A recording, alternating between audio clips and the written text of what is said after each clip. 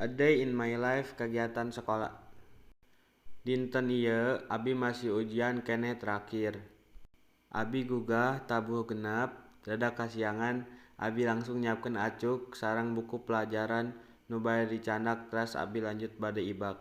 Sareng ieu abi nyenak LKS agama sareng LKS Inggris.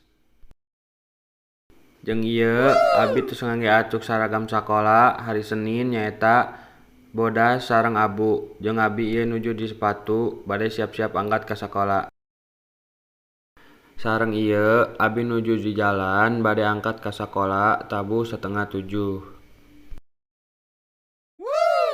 Ayeuna atos dugi ka sakola teras abi langsung lebet ka kelas bade ngiringan ujian.